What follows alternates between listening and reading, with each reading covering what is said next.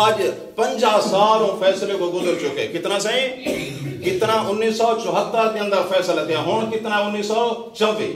50 سال تو بعد سارے علماء دے دل و دماغ دے اندر ہے کہ کیا قربانیاں دیتے ہیں سارے مسلمان نے. 10,000 صرف ایک تاریخ کے اندر. ان دے علاوہ کتنا علماء. مولانا غلام غوث سالوی رحمۃ اللہ علیہ. اللہ اکبر. بیٹا مریض ہے انو ختم نبوت لیا. انو بیٹا مریض ہے جی فرمائے کہ بیٹے دا علاج کرو میں نہ پیا.